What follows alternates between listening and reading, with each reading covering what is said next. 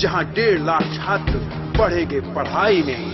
सोनिया गांधी मनमोहन सिंह की रहनुमाई में, भूपिंदर सिंह हुड्डा की अगुवाई में कर रहा तरक्की हरियाणा, छू रहा बुलंदी हरियाणा। हरियाणा मेरी शान, हरियाणा मेरी आन, हरियाणा मेरा महान।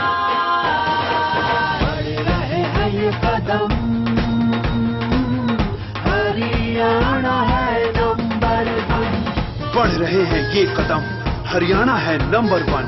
नए लक्ष्य, नए कीर्तिमान, हो रहा है आधुनिक हरियाणा का निर्माण।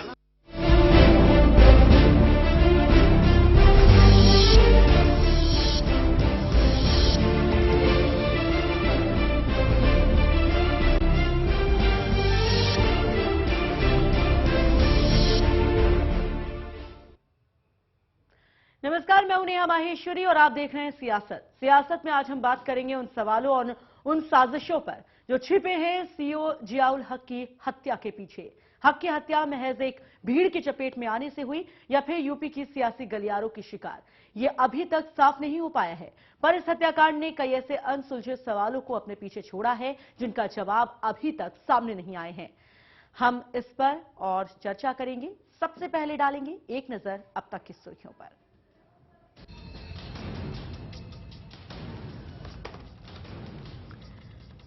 वॉटर इंडिया फोरम में राहुल देंगे भाषण, मोदी को इनकार कर राहुल गांधी को भेजा न्योता।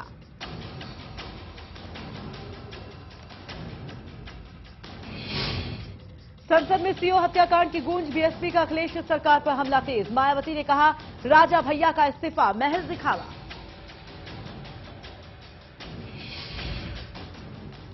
शिवपुरी में छात्र की हत्या पर जोरदार हंगामा, माधर चौक पर आक्रोशित लोगों ने की तोड़फोड़।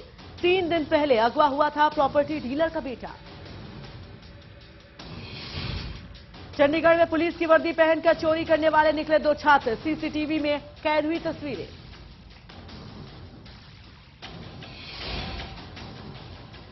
और हैदराबाद में भारत की शानदार जीत, ऑस्ट्रेलिया को 1 पारी और 135 रनों से दी मात।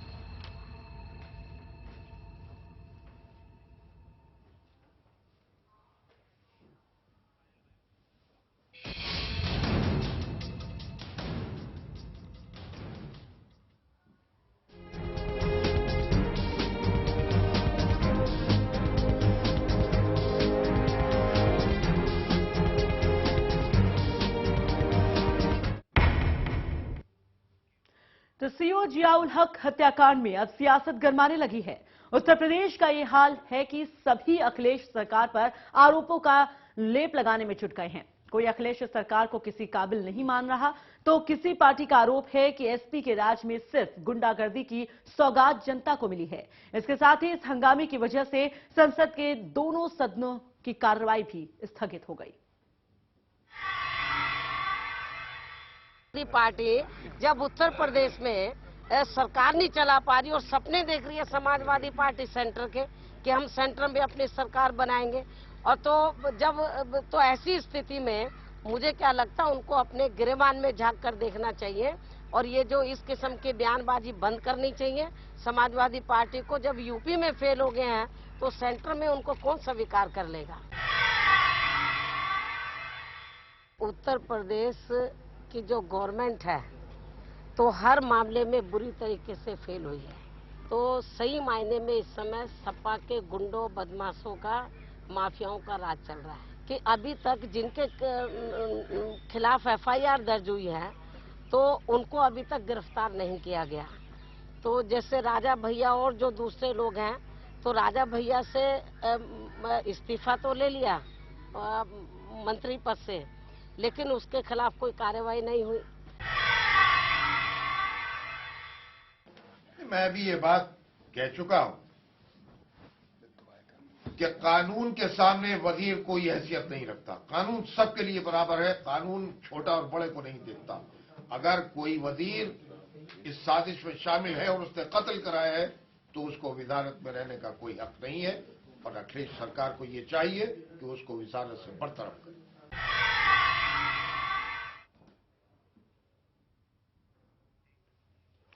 तो बिल्कुल सीओ जियाउल हक की हम बात कर रहे हैं। इस हत्याकांड को लेकर अब सियासत और गरमाने लगी है और जिस तरीके से आज इस हत्याकांड की गूंज संसद में भी साफ तौर पर सुनाई दी, चाहे बात लोकसभा की करें या फिर राज्यसभा की, दोनों सदनों में विपक्षी पार्टी, उत्तर प्रदेश की जो विपक्षी पार्टी हैं, खासतौर पर बीएसपी ने इस पूरे मुद्दे को जोर शोर से उठाया।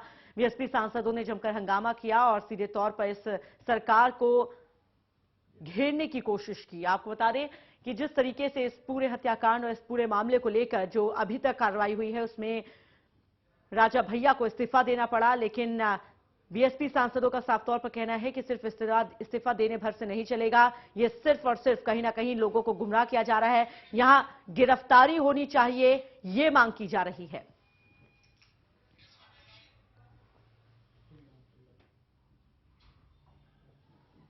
तो लगातार ये सवाल उठ रहा है कि क्या सीओ जियाउल हक की मौत हुई है या ये बाकायदा एक साजिश के तहत इनकी हत्या की गई है, क्योंकि इनकी पत्नी का साफ तौर पर कहना था कि जो तमाम सारी चीजें, जो हालात उन्होंने देखे, जो मौके पर जो चीजें देखी, उसके बाद उनका ये मानना है कि उनके पति की मौत नहीं हुई है बल्कि उनकी हत्या की गई है। और सीधे तौर पर जियाउल हक की पत्नी ने आरोप लगाया राजा भैया पर। एफआईआर दर्ज करवाई गई और इसी एफआईआर के दर्ज होने के बाद राजा भैया को इस्तीफा देना पड़ा था। लेकिन सवाल वही बरकरार कि आखिर कब होगी गिरफ्तारी राजा भैया की? अगर राजा भैया दोषी हैं तो फिर उन्हें गिरफ्तार क्यों नहीं किया जा रहा? हालांकि कल जरूर इस पूरे मामले के उठने के बाद और मीडिया में छाए रहने के बाद अखिलेश यादव पहुंचे थे जियाउल हक की पत्नी से मिलने के लिए। वहां उन्होंने मुलाकात की पीड़ित परिवार से और मुलाकात के बाद आश्वासन दिया कि पूरे मामले की जांच सीबीआई से कराई जाएगी।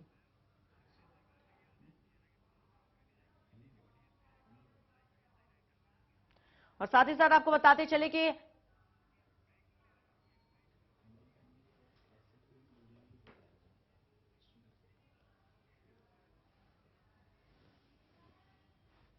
जो ये पूरा मामला अब और गर्माता हुआ नजर आ रहा है। यूपी से निकलकर अब ये पूरा मामला दिल्ली तक पहुंच गया है। संसद में गूंज सुनाई दी इस हत्याकांड की, चाहे बात लोकसभा की या फिर राज्यसभा की, दोनों सदनों में इस पूरे मसले को लेकर जमकर हंगामा हुआ। और फिलहाल इसी बीच एक बड़ी खबर चैनल वन न्यूज पर, इसी मामले से जुड़ी ये बड़ी खबर है। प्रतापगढ़ डीएसपी हत्याकांड से जुड़ी ये बड़ी खबर। डीएसपी की पत्नी को जो नौकरी देने के आश्वासन यूपी सरकार की तरफ से दिया गया था, उसी से जुड़ी ये बड़ी खबर आपकी टीवी स्क्रीन पर। ये बड़ी खबर हम आपको एक बार फिर से इसे रूबरू करा दें, जानकारी दे दें कि पत्नी और भाई को जो नौकरी देने का वादा किया गया था उसके मुताबिक पत्नी को डीएसपी रैंक और भाई को एसआई की नौकरी दी जाएगी, ये जानकारी मिल रही है। कल मुलाकात की थी अखिलेश, यानी कि मुख्यमंत्री अखिलेश यादव ने उत्तर प्रदेश के मुख्यमंत्री मिलने पहुंचे थे जियाउल हक की पत्नी से। इस मुलाकात के बाद उन्होंने न सिर्फ ये आश्वासन दिया था कि इस पूरे मामले की जांच सीबीआई से कराए जाने की वो सिफारिश करेंगे, बल्कि यह भी कहा था कि परिवार के 2 सदस्यों को नौकरी भी दी जाएगी। पत्नी को डीएसपी रैंक की नौकरी दी जाएगी और भाई को एसआई रैंक की नौकरी मिलेगी। ये खबर निकलकर सामने आ रही है। साथ ही साथ आपको यह भी बताते चले कि नौकरी के अलावा 25-25 लाख रुपए के 2 चेक भी मुख्यमंत्री अखिलेश यादव पीड़ित परिवार को, जियाउल हक के परिवार को देकर आए थे।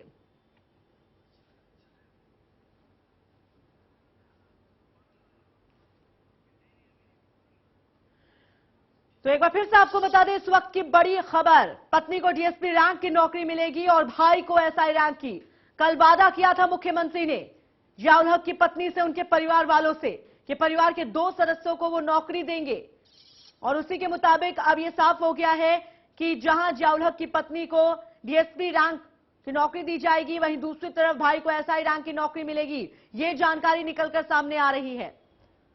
तो पहले 50 लाख रुपए का मुआवजा दिया गया, मरहम मुआवजे का ये मरहम लगाते मुख्यमंत्री नजर आए। वहीं दूसरी तरफ नौकरी का भी उन्होंने वादा किया। तो जिस तरीके से जहां ये मामला तूल पकड़ा हुआ है पूरी तरह से, समय न सिर्फ उत्तर प्रदेश बल्कि दिल्ली में भी छाया हुआ है, वहीं दूसरी तरफ ये खबर निकलकर सामने आई है। और सीनियर देवरिया संवाददाता फोन लाइन पर जुड़ गए चैनल वन न्यूज संवाददाता अख्तर जानना चाहेंगे, खबर मिल रही है कि जो वादा किया था मुख्यमंत्री ने जियाउल हक के परिवार से कि 2 नौकरी मिलेगी, जानकारी मिल रही है कि पत्नी को डीएसपी रैंक की और भाई को एसआई रैंक की नौकरी दी जाएगी। जी, मैं बताना चाहता हूं कि आपको जी। आपको बताना। हेलो, हाँ जी, बोलिए अख्तर। हम बता रहे हैं आपको कि हाँ, जो वायदे किए थे अखिलेश यादव ने वो पूरा कर दिया जी। है। और डीएम देवरिया से उनको नौकरी के लिए पत्र जो बायोडाटा मांगा गया है यहाँ से। बिल्कुल, लेकिन अख्तर, नौकरी के साथ साथ एक और वादा किया था मुख्यमंत्री अखिलेश यादव ने कि पूरे मामले की सीबीआई से जांच कराए जाने की वो सिफारिश करेंगे। इसे लेकर क्या कुछ अपडेट आया, कुछ किया सरकार ने? नहीं, अभी तक अभी उनके द्वारा अभी इससे कोई आश्वासन नहीं मिला है घर वालों को। लेकिन ज्यादातर उम्मीद उनको, उनकी पत्नी जो है, उनको उम्मीद है कि अखिलेश जो वायदे किए हैं वो भी पूरा कर देंगे। बिल्कुल, चलिए, बहुत बहुत शुक्रिया अख्तर आपका तमाम जानकारी के लिए। और फिलहाल इस मुद्दे पर चर्चा करने के लिए हमारे साथ चैनल वन न्यूज के एग्जीक्यूटिव एडिटर विपिन धूलिया जी जुड़े हुए हैं। विपिन जी, जिस तरीके से बात हो रही है इस पूरे हत्याकांड की, और ये जो बड़ी खबर निकलकर सामने आई है कि एक वादा, नौकरी का जो वादा था वो पूरा करती हुई सरकार नजर आ रही है। लेकिन बड़ा सवाल, नौकरी का वादा तो याद रहा, लेकिन जो पूरे मामले की जांच सीबीआई से कराई जाए उसकी सिफारिश करने का वादा किया था, शायद सरकार इस वादे को भूलती हुई नजर आ रही है। देखिए, जरूर जो है जिसमें जिस तरह से टर्न लिया है पूरे घटनाक्रम ने, कि जिस तरह डीएसपी की जो पत्नी के घर गए, उनको 25-25 लाख रुपए के 2 चेक दिए अखिलेश यादव ने, मुख्यमंत्री ने, इसके बाद जो है राजा भैया का इस्तीफा होना, तो इस तरह कहीं ना कहीं मरहम लगाने की कोशिश है। और सबसे महत्वपूर्ण बात है कि जिस तरह से एक हत्या हुई एक पुलिस अधिकारी की, और पुलिस का जो मनोबल गिरा है पूरे राज्य के अंदर, उसमें जरूर जो है सरकार के लिए संकट जरूर आ गया। और बीएसपी ने जिस तरह से आक्रामक तेवर अपना लिए हैं, लेकिन इसमें सबसे महत्वपूर्ण बात यह है कि राजा भैया को, मुझे जो लगता है कि राजा भैया के खिलाफ एफआईआर जरूर दर्ज हो गई है, लेकिन वहां के जो पुलिस जो है कह रही है कि उनके पास अभी तक कोई चश्मदीद गवाह मौजूद नहीं है। तो इस तरह इस केस का जो है शुरुआत में हमको लगता है कि केस बहुत ही कमजोर केस ये होने जा रहा है। और सबसे बड़ी बात कि राजा भैया उस वक्त वहां मौजूद नहीं थे, राजा भैया उस भीड़ को लीड नहीं कर रहे थे। राजा भैया का एक बैकग्राउंड है, एक क्रिमिनल बैकग्राउंड रहा है उनका, वहां के दबंग हैं, वो दबंग तमाम उनके सपोर्टर होंगे, उनके फॉलोइंग होगी। लेकिन ये साबित करना कि राजा भैया उस साजिश में कोई साजिश रची गई थी और उसका हिस्सा थे, शायद बड़ा मुश्किल है ये प्रूव करना कोर्ट के लिए, जहां कि राजा भैया जैसे एक दबंग नेता हो और उनके साथ एक मास फॉलोइंग भी जिनके साथ हो, राज्य की सरकार जिनके साथ हो, तो कहाँ गवाह जो है खड़े कर पाना, जिस तरह गवाहों को खड़े कर पाना। इसके अलावा जो है सबसे बड़ी बात कि जिस तरह पुलिस का कहना है कि उनको जो है अभी तक कोई पुख्ता सबूत नहीं वो जुटा पाई, चश्मदीद गवाह नहीं जुटा पा रही है, तो ये सब के सब ये चीजें अगर हम इसका कानूनी पहलू देखें तो राजा भैया के लिए मुझे लगता है कि इस मामले में भले उनको कई और मामले चल रहे हैं, हो सकता है कहीं दूसरे मामलों में उनको बड़ी से बड़ी सजा हो सकती है, लेकिन इस मामले में खासतौर से मुझे लगता है कि राजा भैया के खिलाफ जो केस है वो थोड़ा कमजोर है। और कमजोर भले ही नजर आ रहा है, और डर ये भी है, बिल्कुल बड़ी बात यहाँ डर ये भी है कि राजा भैया के कहीं इर्द गिर्द ये केस घूमने लगे, और जो वाकई जो जिन्होंने हत्या में शामिल थे जो लोग, वो कहीं जो है वो कहीं दूर न रह जाए पुलिस के चंगुल से। बिल्कुल, लेकिन विपिन जी, इस पूरे हत्याकांड के बाद जो अभी जो कुछ भी हो, उससे अगर दूसरे एंगल से देखें, जिस तरीके से आपने बताया कि सबूत नहीं है, पुलिस के हाथ खाली हैं, लेकिन अगर जियाउल हक की पत्नी की बात करें, जब उनके पति की हत्या की गई या उनकी मौत हुई, उसके बाद लगातार चीख चीख कर उनकी पत्नी ये कह रही थी कि मेरे पति की मौत नहीं हुई बल्कि हत्या की गई है। वो लगातार परिवार की तरफ से लगातार जो कह सकते हैं जो गुस्सा देखने को मिल रहा था, यहां पर आपको नहीं लगता कि सरकार उन्हें शांत करने की पूरी कोशिश कर रही है पैसों के दम पर? कभी 50 लाख रुपए दिए जाते हैं, कभी जो नौकरी का वादा किया गया है उसे देकर उसे ये दिखाने की कोशिश की जा रही है कि परिवार का अगर साथ मिल जाए तो शायद ये पूरा मामला शांत हो जाए, शायद बच जाए राजा भैया, क्योंकि पहले से एक केस कमजोर है, और अगर परिवार वाले कहीं ना कहीं शांत हो जाते हैं तो ये पूरा मामला रफा दफा हो जाएगा। आपको नहीं लगता कहीं ऐसा हो? देखिए, जहां तक सरकार ने जो कुछ भी दिया, जो 50 लाख रुपए दिए, जो उनके घर जो अनुग्रह राशि दी है उनके परिवार वालों को, सबसे पहली बात है कि कोई भी ड्यूटी पर कोई अफसर, कोई सरकारी कर्मचारी अगर उसकी इस तरह से हत्या होती है, इस तरह से वो मारा जाता है, तो जरूर सरकार की तरफ से कुछ धनराशि दी जाती है। आपको याद में दिला दूं कि जिस तरह से जब दिल्ली के अंदर जो है एक पूरा आंदोलन चल रहा था गैंगरेप पीड़िता के को लेकर, उस वक्त भी उस पुलिस वाले की जिसके एक मौके पर मौत हो गई थी, उसको भी जो है एक दिन की सैलरी पूरे पुलिस विभाग ने दी थी, और सरकार ने उसको जितनी राहत हो सकती थी, जितना पैसा मुआवजा हो सकता था वो कंपनसेट किया। और दूसरा नियम यह कानूनी जो उसका सरकारी नियम के तहत कि अगर जो है उनकी पत्नी क्वालिफाइड है तो उसी रैंक का उनको जो है पद दे दिया जाता है जिस रैंक का जो है उसका पति होता है। अगर वो किसी हादसे में सरकारी ड्यूटी करते हुए अगर मौत हुई है तो उनकी पत्नी उस तरह अगर क्वालिफाइड है तो उनको डीएसपी रैंक का पद जरूर मिल जाएगा, उनको नौकरी मिलेगी। हाँ, ये हम कह सकते हैं कि उनके भाई को जो है अगर नौकरी दी गई तो एक थोड़ा सा अतिरिक्त मेहरबानी अखिलेश यादव ने की है और इस केस को कहीं उन्होंने ये कोशिश की है कि परिवार वालों को माफ कीजिएगा विपिन जी, मुझे रोकना पड़ेगा, यहाँ वक्त हो गया एक छोटे से ब्रेक का, लेकिन यहाँ पर जरूर ये सवाल उठता है कि मेहरबानी सरकार दिखा रही है, समझ में आता है, लेकिन यही जो नौकरी देने के अलावा अगर जांच में ये तेजी देखने को मिलती तो ज्यादा ये पूरे मामले को लेकर जो सवाल उठ रहे हैं वो शांत होते दिखते कि आखिर ये जो उत्तर प्रदेश में सब कुछ हो रहा है इसे लेकर अभी तक कार्रवाई क्यों नहीं की गई, जबकि विपक्ष के निशाने पर भी सरकार है। यहाँ पर रुकेंगे छोटे से ब्रेक के लिए, ब्रेक के बाद जल्द हाजिर होते हैं।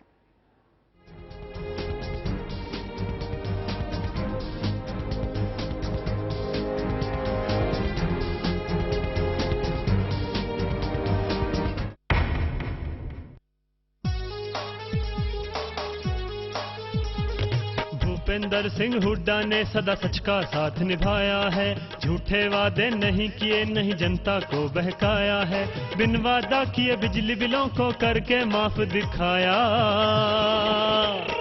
जनता की भलाई में मजबूत कदम उठाया है, जनता की भलाई में मजबूत कदम उठाया है। किसानों की पीड़ा को समझते हुए मुख्यमंत्री ने दूसरे नेताओं की तरह कोरे आश्वासन नहीं दिए, बल्कि किसानों की टीस का एहसास करते हुए प्रदेश में ग्रामीण क्षेत्रों में रहने वाले लोगों के 1600 करोड़ रुपए के बकाया बिजली के बिलों की माफी करके एक मजबूत कदम उठाया है और देश में ये अपने किस्म की पहली मिसाल है। नाड़ी योग मशीन, ये मशीन घुटनों के दर्द, सर्वाइकल पेन, एडी के दर्द, कमर दर्द और किसी भी प्रकार के दर्द में आपको आराम दिलाती है, साथ ही साथ ऑपरेशन से आपको बचाती है। वैदिक नाड़ी योग मशीन मंगवाने के लिए, अपने किसी भी प्रकार के दर्द से छुटकारा पाने के लिए, मोटापे को अलविदा कहने के लिए हमारे इस नंबर पर संपर्क करें 011 30 51 9000। 3 लाख तक अधिग्रहण की 1 एकड़ की राशि थी, किसानों के लिए धरती की ये कीमत जरा सी थी, भूपेंद्र सिंह हुड्डा ने इसे 72 लाख तक बढ़ा दिया, 33 साल तक दे रॉयल्टी, किसान शिखर पे चढ़ा दिया, 33 साल तक देकर रॉयल्टी, किसान शिखर पे चढ़ा दिया। वर्तमान हरियाणा सरकार के आने से पहले किसान भाइयों की जमीन का अधिग्रहण कौड़ियों के भाव लगभग 2 से 3 लाख रुपए प्रति एकड़ के हिसाब से किया जाता था। माननीय मुख्यमंत्री श्री भूपेंद्र सिंह हुड्डा ने पूरे प्रदेश में जमीनों के न्यूनतम फ्लोर रेट निर्धारित किए और प्रदेश में कुल 6 जोन बनाए गए, जिसके अनुसार प्रदेश के किसानों को भूमि अधिग्रहण के बदले 21,60,000 से लेकर 72 लाख रुपए तक प्रति एकड़ मुआवजे के रूप में मिल रहे हैं। इतना ही नहीं, किसानों को मुआवजे के साथ साथ 21,000 रुपए प्रति एकड़ हर साल 33 सालों तक रॉयल्टी भी मिलेगी, जिसमें 750 रुपए प्रति वर्ष की बढ़ोतरी भी होगी। और यदि किसान की भूमि का SEZ और टेक्नोलॉजी पार्क के लिए अधिग्रहण किया जाएगा तो रॉयल्टी की राशि 42,000 रुपए प्रति एकड़ 33 सालों तक मिलेगी, जिसमें 1,500 रुपए की प्रति वर्ष बढ़ोतरी होगी। विकास की प्रक्रिया में किसानों को भागीदार बनाने के लिए अब हमने लैंड पूलिंग जैसी अनूठी स्कीम बनाई है। इस स्कीम में यह इंतजाम किया गया है कि जिस किसान की भूमि का अधिग्रहण होता है वह या तो मुआवजा ले सकता है या मुआवजे की एवज में विकसित भूमि ले सकता है।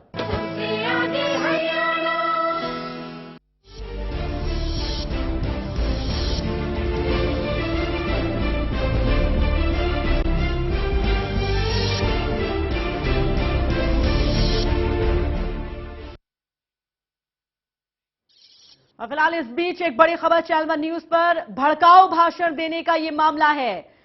आपको बताते चले वरुण गांधी से जुड़ी हुई यह बड़ी खबर, बीजेपी के सांसद वरुण गांधी को राहत मिल गई है। दूसरे केस में भी वरुण गांधी को राहत मिली है। आज ये पूरा मामला भड़काऊ भाषण मामले को लेकर कोर्ट से फैसला आना था और बरी हो गए हैं बीजेपी सांसद वरुण गांधी। उनके लिए बड़ी राहत की खबर, दूसरे केस में भी उन्हें राहत मिल गई है। कोर्ट की तरफ से उन्हें बरी कर दिया गया है। 4 साल पुराना ये केस है। पीलीभीत में भड़काऊ भाषण दिया था वरुण गांधी ने और 4 साल से ये पूरा मामला कोर्ट में चल रहा था। आज उस पूरे मामले पर सुनवाई होनी थी, या ये कहें कि आज फैसला आना था। फैसले की घड़ी थी और सबकी नजर टिकी हुई थी कि क्या होता है कोर्ट का फैसला, लेकिन ये फैसला माफ कीजिएगा वरुण गांधी के हक में आया है। वरुण गांधी को राहत मिली है और कोर्ट से उन्हें बरी कर दिया गया है।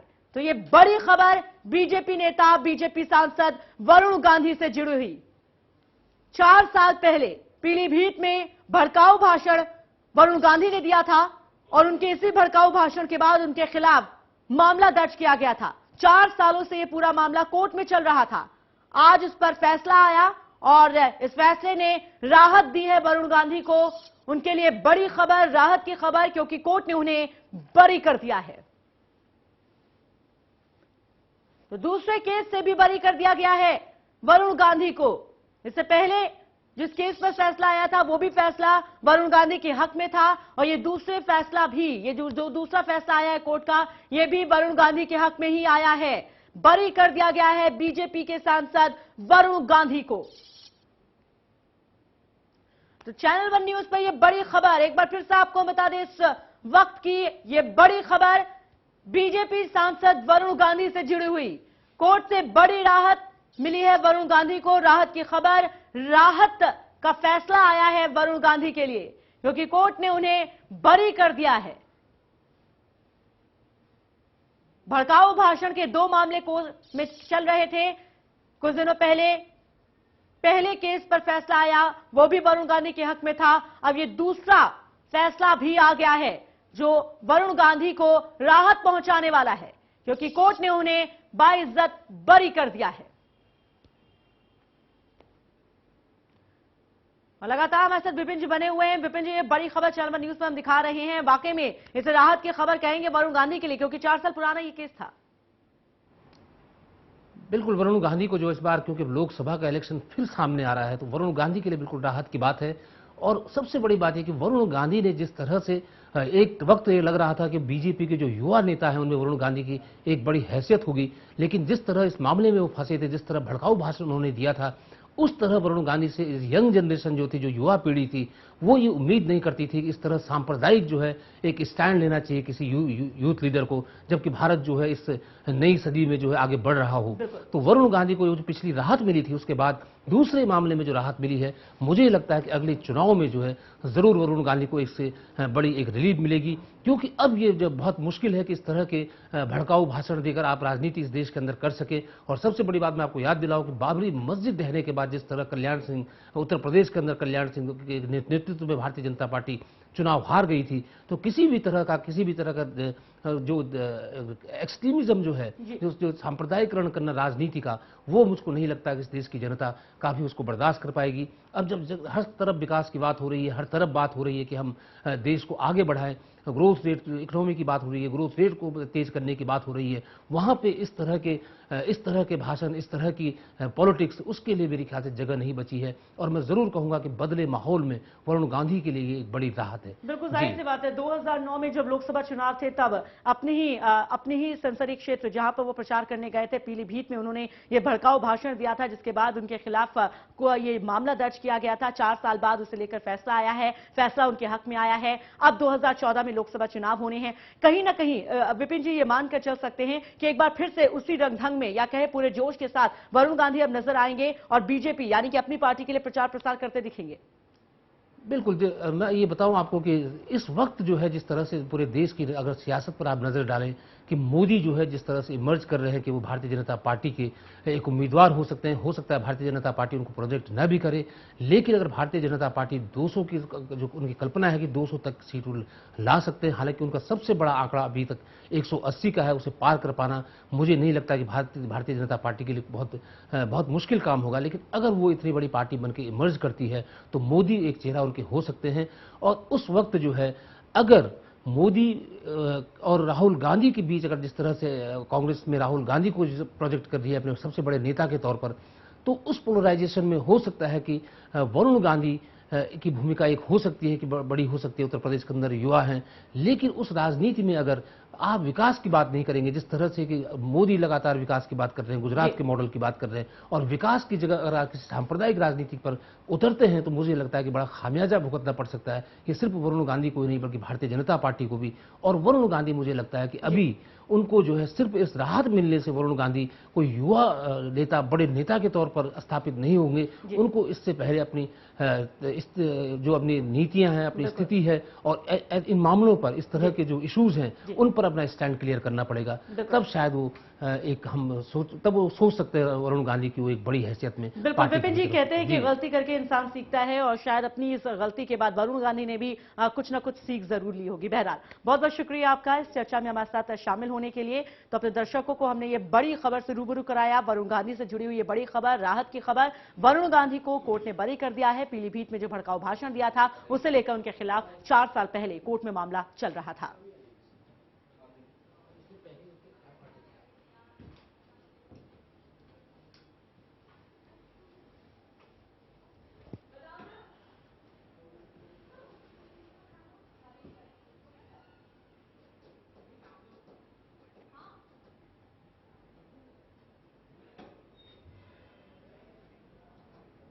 तो फिलहाल इसी के साथ सियासत में बस इतना ही, लेकिन देश दुनिया की ताजा तरीन खबरों के लिए आप बने रहिए चैनल वन न्यूज के साथ। नमस्कार।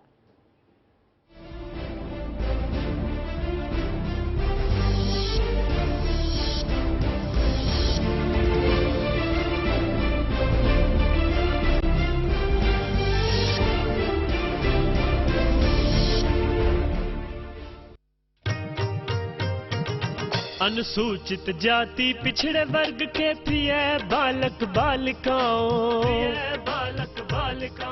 स्कूल और कॉलेज में पढ़ो, सरकारी वजीफे तुम पाओ।